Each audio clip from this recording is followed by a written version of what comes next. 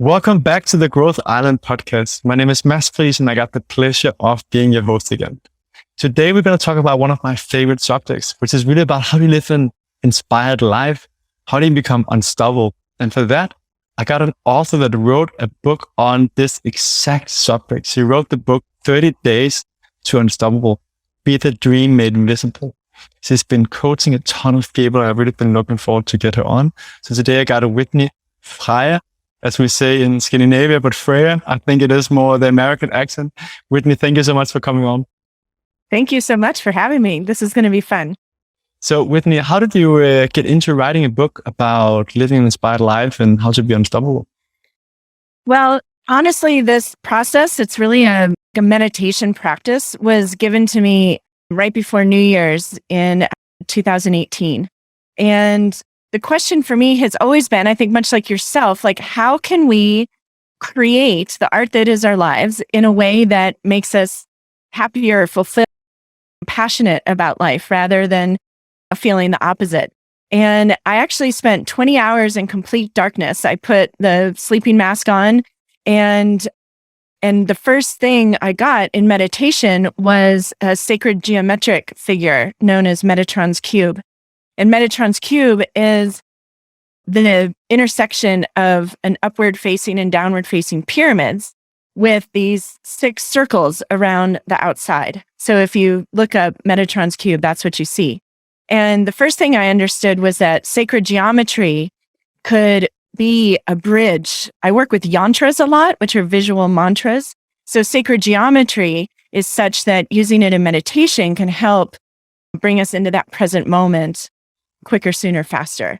And then the next message I got was when you, kind of humanity, learn how to focus on those things that make you happy. When we focus more on, from an energetic standpoint or vocabulary, higher vibration emotions or elevated emotions, what you're going to be doing is caring for yourself as an energetic vibrational being and kind of creating this energetic space around you that, because energy behaves in the truth that like attracts like, that the higher vibration you maintain for yourself, the higher vibration you're going to attract and think about and all those things. So I came out of that meditation and began writing 30 Days to Unstoppable.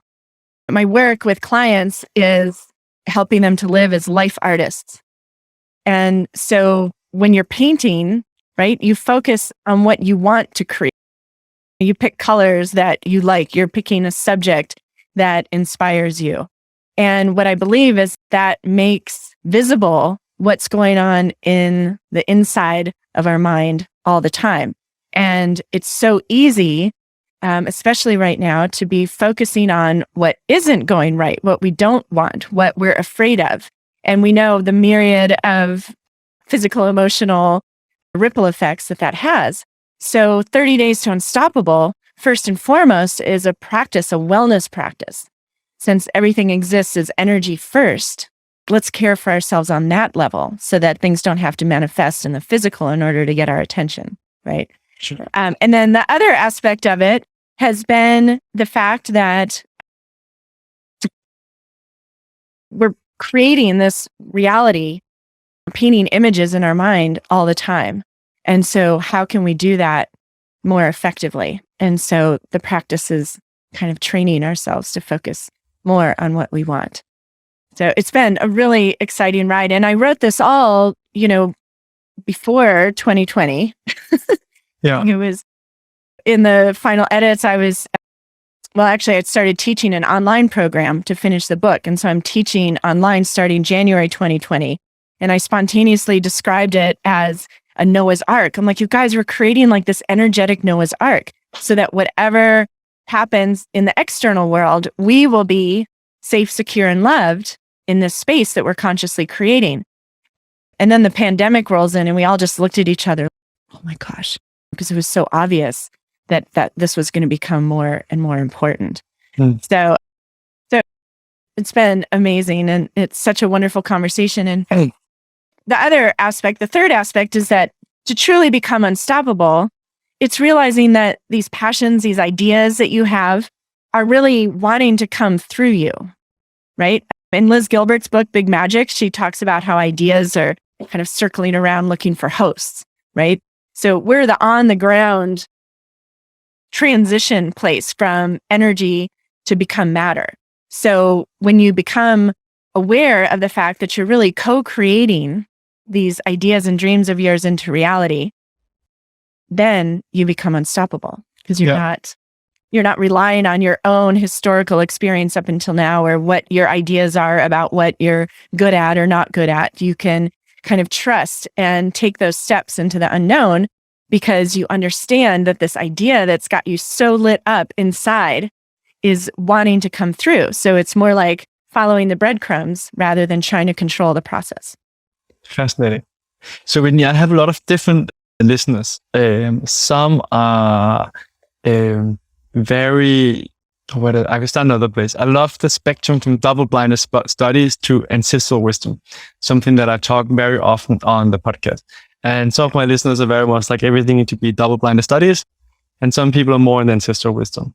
And this area of energy is something I find extremely fascinating, and it's something that's getting more and more attention. And I personally believe that it's going to be one of the areas that we used to look at meditation in Western science and say, that's crazy, there's nothing around it. Like that's dumb, is woo-woo.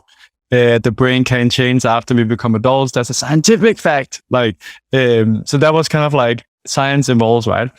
And I believe personally that the kind of something about energy is one of those fields together with water actually, that we're going to start learning more and more about. I heard so there's Joe Dispenza that many people know is very famous about talking about this matter and energy and so on.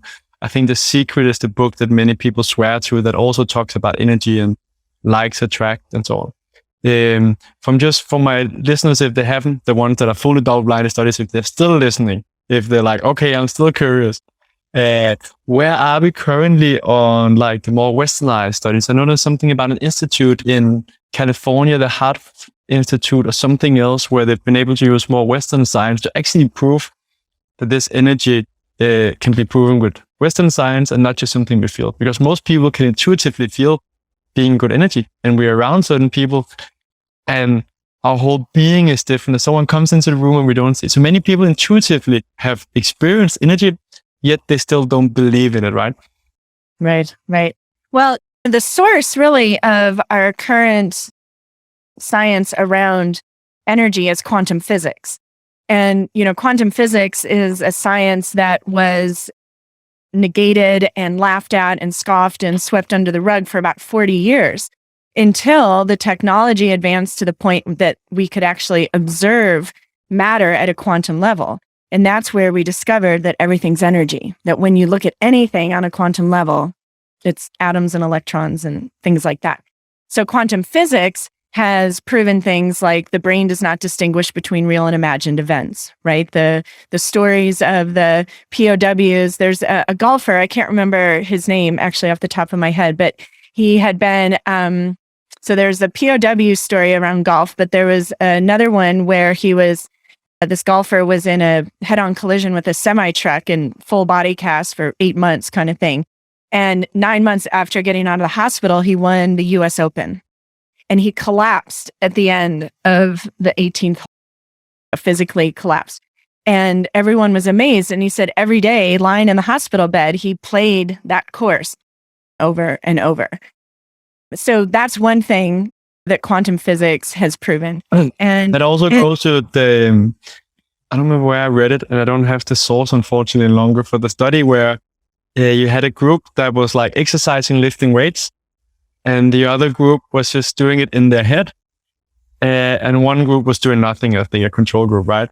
And yes. The people that lifted weights got the most results, but the people that just imagine lifting weights in their like mind also got like fairly good results, which is fascinating, like how we're starting to learn more about it. Like that's one of the things of my podcast. I love to get both double-blinded studies and talk about the things that are like evolving in science, so that you can test on yourself and then see that this actually works really well for you. Absolutely. And then the other thing with energy that they've easily discovered is that energy attracts similar vibration energy. Like attracts like. So dissonant energies cannot entrain, right? So if you are in a bad mood, right? If you're operating in a lower vibration, if you're constantly, which the culture encourages you to do this, right? To focus on what's wrong, the kind of predominant victim mentality that we all are aware of, that we've all danced with many times in our lives. But that frequency, that energy of why is this happening to me, where you're looking outside of yourself and blaming things outside of you, and that's inherently a lower vibration. And you will not be able to attract on an energetic level, as proven by quantum physics, you will not be able to attract higher vibration energy, which is possibility and solutions. And what if I did this? That's why I love creativity and encouraging people to develop their own creative practice, because creativity can only operate when there is possibility, right? So this is where we want to get to, is understanding that, sure, the low vibration happens. Like, we get feelings that are not good. It's very easy to connect with those, turn on the news or anything else. The call is to understand, as an energetic being, if I spend my time focusing on that lower vibration energy, my energy will naturally lower to match that, right? If I pull up a chair and say, oh yeah, stay with me all day, I'm going to have to lower my energy in order to stay entrained with that, whatever caused that feeling. So on the flip side, we can allow the bad news, the problems in the world, to illuminate for us the contrast, right? That's why these things are happening. The bad feelings are coming to be like, hey, yeah, we don't like this. Like, this doesn't make you feel good. So what is it that it's illuminating? What is the solution? So if you're upset about the state of the environment, so feel that and be like, okay, what can I do? What does this show me? What is this inspiring me? Necessity is the mother of invention, right? So these negative feelings are actually meant to propel us into solutions, not to hold us down. And that's just the part that hasn't been taught widely in the modern world. So what are some things we can do to become unstoppable? I guess some of it is like raising our energies is part of it. Right. So the blueprint for Unstoppable Dream and becoming unstoppable is to develop in your mind this image of Metatron's cube, which is literally a geometric figure symbolizing ourselves as both light and matter, right? We are consciousness and we're bones and gristle kind of thing. And the 6 spheres of wellness, which are the circles around. So here's, just for those of you watching the video, right? This is Metatron's cube. So you are in the center. You are creating your reality, which is another pillar of quantum physics. In the light experiment, where they found if you look at light, looking at it as a wave, it's a wave. And if you look at it as I'm forgetting the other word, like just the straight line, and you see it that way, right? So it's the split light experiment. So you're creating a meditative practice where you ground, right? So a very common meditation is to ground yourself. So really feel yourself as matter and rooted to the earth, which we know we're dependent on the air and the food and the resources that we get from our planet. And then also receive the light, the energy, the consciousness, the energy that fires you up. See yourself as that union. And then the spheres of wellness are really a reminder. I picture in The Wizard of Oz when Glinda the Good Witch arrives in that glowing orb. So I imagine these 6 spheres of wellness around, kind of like that. And they're love, compassion, courage, alignment, gratitude, and presence. And so you're kind of checking in, focusing on keeping those energies full. And I'm not speaking literally, of course, right?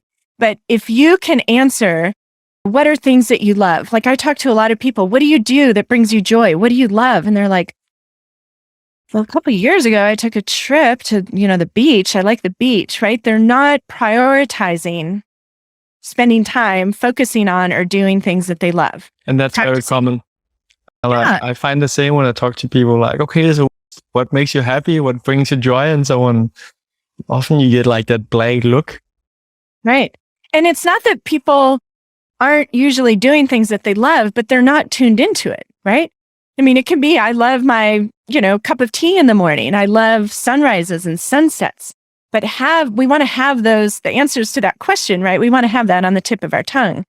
Compassion, right, is a powerful one. So someone cuts you off in traffic. Do you allow that external circumstance to get you all angry and you're saying not nice words through the car window kind of thing? Or it's compassion, like, wow, they must be feeling rushed, or maybe they're hurt or whatever. So life will respond when we allow love, compassion. Courage is one of my favorite ones. People are constantly driven and motivated by fear. Oh, I'm afraid I'm going to get sunburned. I'm afraid I'm going to get mosquito bites. There's so many little ways that we're constantly in fear. I mean, even a lot of the kind of biohacking, fear of getting older, fear of getting wrinkles, fear of, losing your whatever. So can you focus on what you want, have the courage to take steps into the unknown, right? Alignment is something like, say, the classic, you're in a job that you don't like and you want to quit. So we tend to focus on, I hate the job. These are all the reasons why I hate the job. These are all the reasons why I want to quit. So what if instead you spent 2 weeks, 3 weeks focusing on those things that you love, that are in alignment, right? And what happens is when you start spending more and more time honoring, focusing on the things that are in alignment, the things that aren't, literally energetically have to kind of fall away. And this happens all the time with clients. Like, either they'll get fired from their job within those 3 weeks, they will get offered another job, or they'll find something else to do, or the job itself will change. I just had a client share a story where she was in a very toxic work group within a federal government agency here in the United States. And within a couple weeks, she got a call, we're dissolving your group. What do you want to do? Where do you want to go? And who do you want to work with? She was able to create her whole own team doing more of what she loved. So now she's happy at work and then nurturing these other things that she's doing.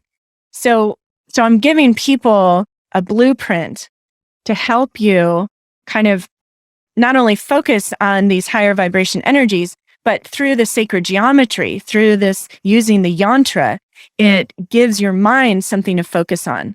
So you can think of it as a disruptor, or distracting the kind of logical fear-based mind with the symbol and the image and the spheres of wellness, right? And you're kind of checking in. You learn how to check in.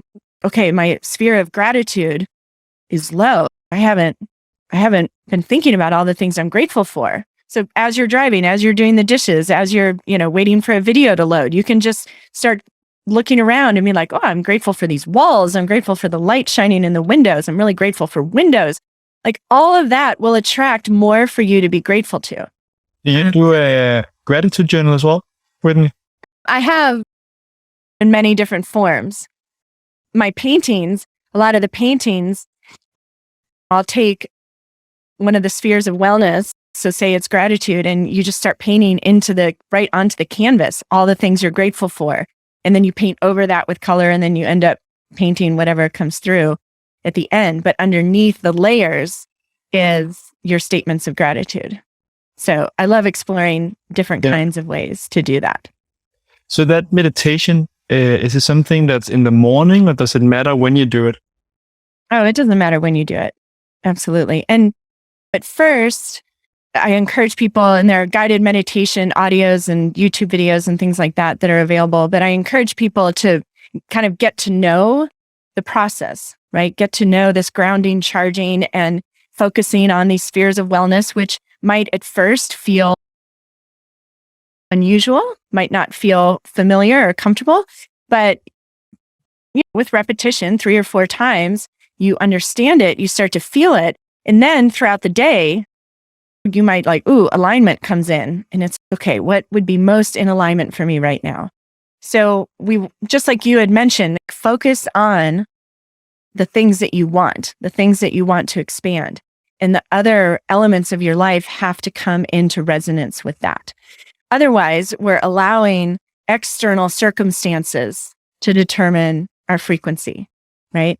And so we have given over control to something outside of us that we can't control. And that is going to lead to, it just gets a lower and lower frequency, so to speak. So what do you think about how the world right now, many people that are into frequencies and so on say like we have a special time in the world where everything is fear-based, right? And can be very hard to figure out like what's going on right now and so on. How does one protect themselves in this weird situation while not just like sitting in your own little bubble and not doing anything? Because you also said courage was one of them, right? So that's also doing something and not just sitting with yourself. Absolutely. I mean, we're here to create. I mean, creativity is like our prana, it's our breath. We're doing it all the time. I mean, everybody is creative. Everybody solves problems. Everybody gets up in the morning and takes the steps to get to wherever you need to go. But right now, the most important thing is to receive the outside input. I mean, I am trying to stay informed, right, on the world events and things like that to participate, because I feel like if I check out and the people that are interested in love and higher vibration all check out, then we're giving over power to other people.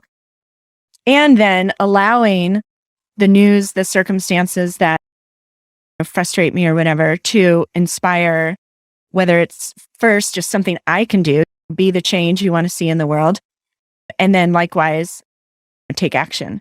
So it's a much more empowering process, right? Where you're recognizing the role you play in creating this reality called life on Earth. And what we're seeing is a reality that we've created from a predominantly fear-based kind of power over mentality.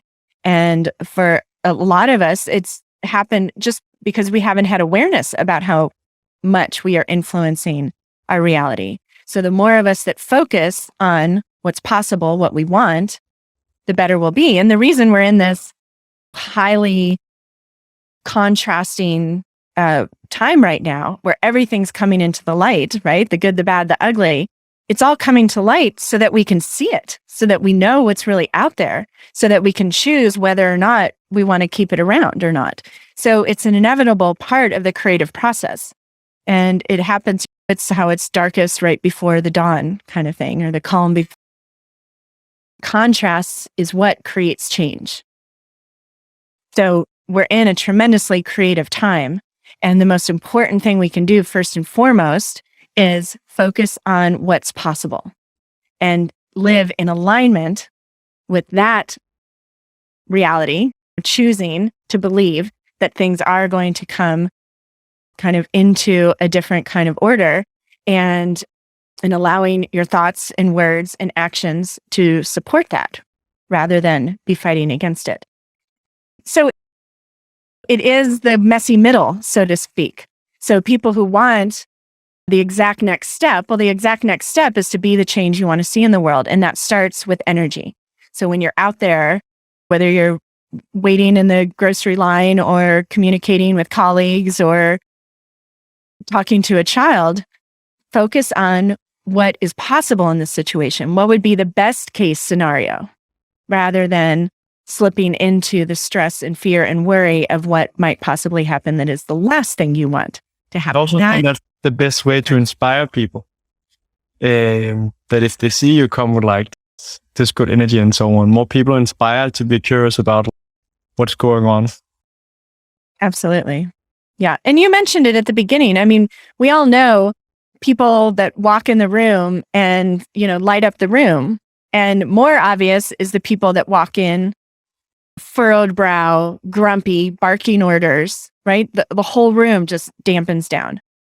I was just doing an interview with like an athletic trainer, performance trainer, and we're talking about when you're watching sports, you can see very easily how the energy can shift, whether it's tennis or basketball or football. Someone makes a mistake and hangs their head, and it's just like a domino effect. The whole energy of that team goes down. And so that's another really powerful way. If anyone's skeptical, watch a tennis match or watch a golf game or watch a basketball game and watch the energy shift. People have high levels of physical performance, but without the mental game, right? It's not going to work. So that's what we're talking about with positive psychology and the self-awareness and meditation and all that is how can we become radically aware of our thoughts and our desires and then focus on what our desired outcome is and then curate to a large extent our actions so that the steps we take are in alignment with that future reality we want. What are some things you do on a daily basis to live your dream and be unstoppable? Yes. Well, I'm not a routine girl, so there's nothing I do every day.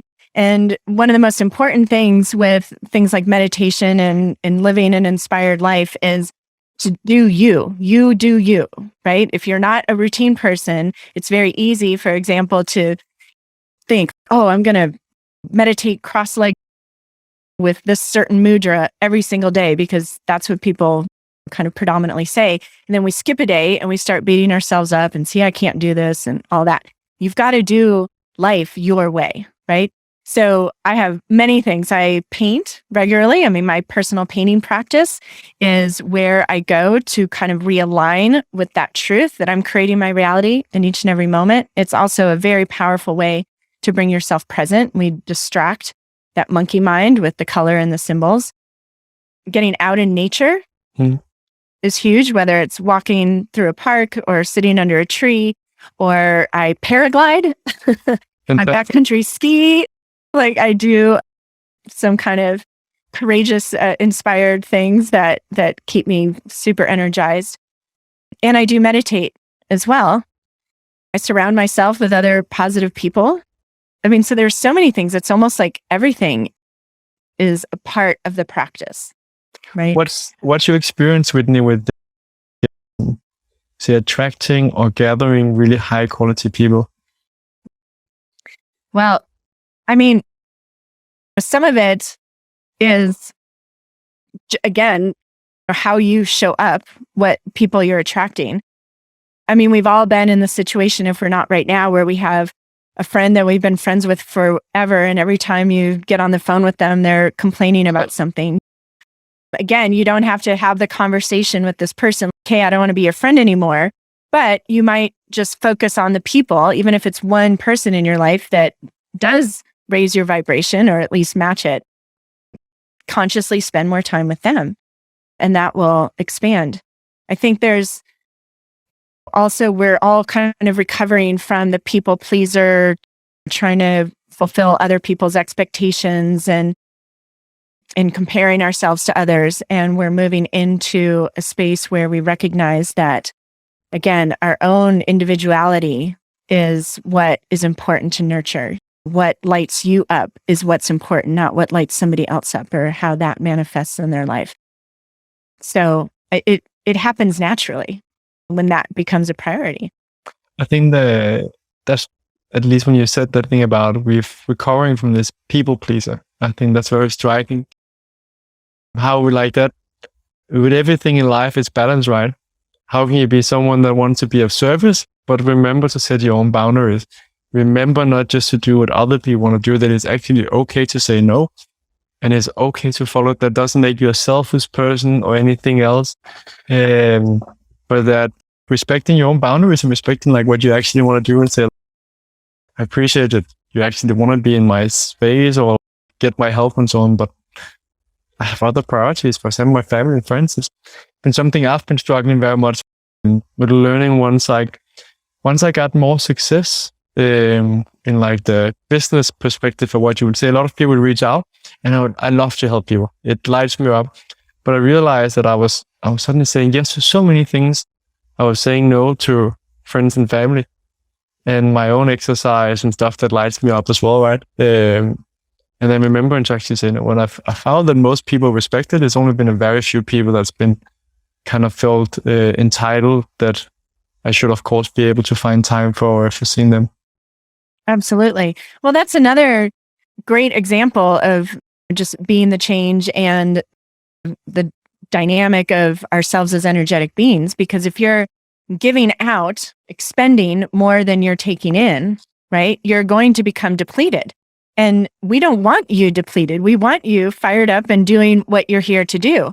So it's really important for us to keep ourselves full, just like keeping the gas tank full. The car can be this beautiful, amazing, high-tech piece of wonder, but if it doesn't have gas in the gas tank, it does you no good. So we're the same way.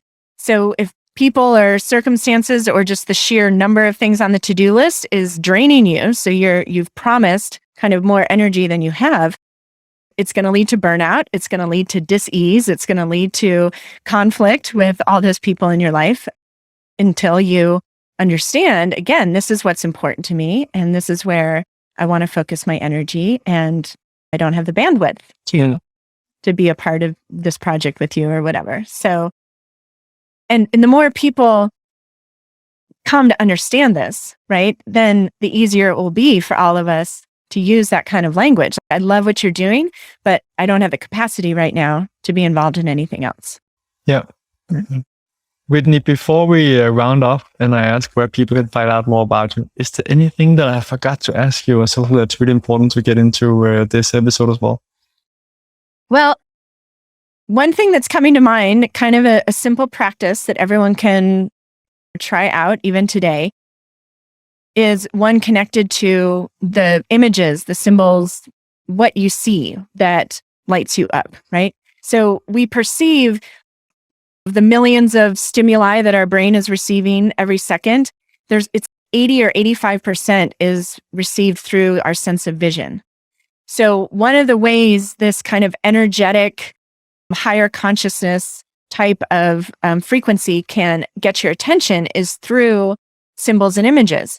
So if you start seeing something out of the ordinary more than once, right? So quantum physics has also proven that whenever something repeats itself within 24 hours, just twice, that is something that you're meant to follow, right? There's a message there, there's guidance there. So if you're seeing, all of a sudden, you're seeing feathers everywhere, or you're seeing lotus flowers everywhere, or you're seeing the color red, you're super attracted to wearing the color red or something, look up the symbolism of that image. If an animal crosses your path in an unusual way, look that up. And what that's doing, not only, I believe you're being offered incredible guidance through those encounters, through this visual language, this symbolic language, but it also, again, brings our psyche into a homeostasis or a level of balance, because we have this logical, linear, task-oriented, fear-based, ego-driven awareness. And then we also have this very intuitive, creative, more abstract oneness type consciousness. And so tuning into these images that you're seeing, again, it could be you see something on a coffee mug in a store and then it's repeated in a card you get in the mail. What does this mean? The animal that darts in front of your eye. I've never seen a coyote in my neighborhood. Look up coyote medicine. It distracts that logical linear mind. It disrupts that linear pattern of thinking and can lead to some different insight. And the more you pay attention, the more you will receive along those lines. So if you're wanting some kind of change in your life, right, that's going to require you getting out of your normal. The left hemisphere, the logical mind, is physiologically programmed to store all of your experiences up until now. It's like the big file cabinet. And then it projects your experience up until now into the future to try and discern whether or not something you want to do different is possible. And so if you want change in your life, you want to feel happier, and you're looking back, well, up until now, I haven't experienced what I want to experience, that's going to get you stuck. So it's engaging that present moment, right hemisphere, intuitive, creative awareness that's going to give you the courage actually to take steps into the unknown and start doing things differently. So it's like we want to create an environment within us that is open and receptive. So even if you're saying like, oh, this is this is woo. This show me the proof or whatever. I mean, there's lots of proof out there, but you're the best proof. This may work for you. It may not, right? But try it, because the more resistant we are to something, that's a sign of where we're limiting ourselves, right? So we all move through the world during the day with our eyes open. So just ask for that kind of level of symbolic guidance. Being aware. Fantastic. Whitney, where can people find out more about WithneyFreya.com. We'll get you everywhere. Yeah. I will make sure to put that in the show notes, and you're also on social media. I'll get the links in from that as well. Absolutely. And I do have, you go to Withney Freya, you click on online programs.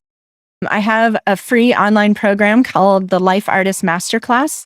And that is short, like 8 to 10 minute videos. I film them outside along Bear Creek in the winter where I live. And I introduce you to 5 symbols. So it's back to this symbolic language. And I created it exactly for any of you listening who are open and curious for more. You can go and just watch the videos in the Life Artist Masterclass, and you'll get a better idea of some tangible ways that you can put this into practice in your own life. Great. We'll make sure to put that in the show notes as well, so that it's easy to find. Whitney, thank you so much for your time today. Thank you so much, Mads.